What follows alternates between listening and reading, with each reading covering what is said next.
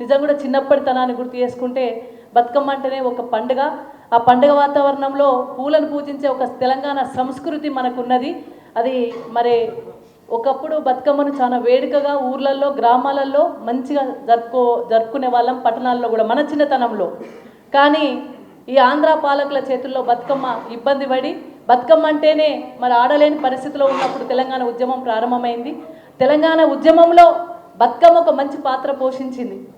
తెలంగాణ బతుకమ్మ ఉద్యమ రూపంలో బతుకమ్మను ఎత్తుకొని మా తెలంగాణ మాకు కావాలి, మా సంస్కృతి మాకు కావాలి, మా బతుకమ్మ పండుగ మాకు కావాలి, మా బతుకమ్మ పండుగను అధికారికంగా మేము నిర్వహించుకోవాలి, మా అక్క చెల్లెలు బతుకమ్మ పండుగను ఆనవాయితీగా జరుపుకుంటున్నారు, అట్లా కాకుండా ఘనంగా జరుపుకోవాలని చెప్పేసి మనం పోరాటంలో కూడా బతుకమ్మలు ఎత్తి ఉద్యమాలు చేసినాం. రాస్తా రోకోలలో కూడా బతుకమ్మను ప్రధాన పాత్రగా పెట్టి బతుకమ్మ ఆడినాం. రైలు రోకోలో కూడా బతుకమ్మను రైలు పట్టాల మీద పెట్టి బతుకమ్మ ఆడినాం. అలాంటి బతుకమ్మను అప్పుడు బతుకమ్మ అంటేనే తెలియనట్టుగా నటించే ఆంధ్ర పాలకులు కూడా ఈ బతుకమ్మ ఏందో తెలుసుకునే పరిస్థితి తీసుకొచ్చినాం.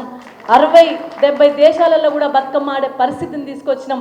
ఎక్కడ తెలంగాణ మహిళలు ఉంటే అక్కడ బతుకమ్మ పెట్టుకొని తెలంగాణ రాష్ట్రం రావాలి, మా బతుకమ్మ పండుగ రావాలని చెప్పేసి వారు డిమాండ్ చేసిన పరిస్థితులను గతంలో గౌరవ కేసీఆర్ గారు తీసుకురావడం జరిగింది.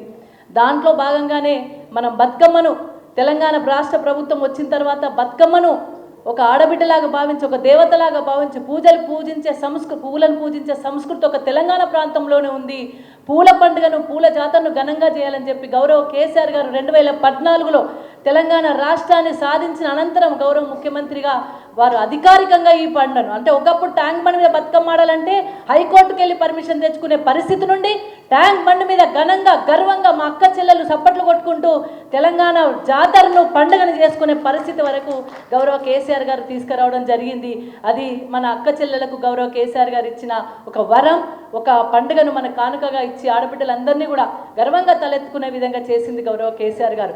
నిజంగా కూడా తెలంగాణలో ఈ మనకున్న పాత 10 జిల్లాలు ఇప్పుడు 30 జిల్లాల వద్దకు సంబంధించి ఏంటంటే బతుకమ్మ పండుగ అయిందంటే ఆడపిల్ల పెళ్ళయిందంటే బతుకమ్మనే వాయినంగా, కోలలు వాయినంగా ఇచ్చే సంస్కృతి, ఇంత గొప్ప సంస్కృతి ఏ రాష్ట్రంలో లేదు, ఏ దేశంలో లేదు.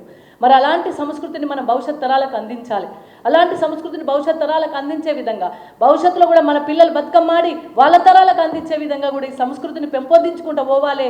దానికి మనందరం కూడా వారసత్వాన్ని ఇచ్చే విధంగా కూడా మనందరం గర్వంగా పాటలు పాడుకుంటూ బతుకమ్మ ఆడాలని చెప్పేసి ప్రతి సంవత్సరం కూడా బీఆర్ఎస్ పార్టీ పరంగా మనం బతుకమ్మను జిల్లాలో కావచ్చు, ఇక్కడ మన బతుకమ్మ తెలంగాణ భవన్ ముందు కూడా ఘనంగా జరుపుకోవడం జరుగుతూ ఉంది. దానికి అందరూ కూడా చాలామంది మహిళలు హాజరవుతూ ఉన్నారు.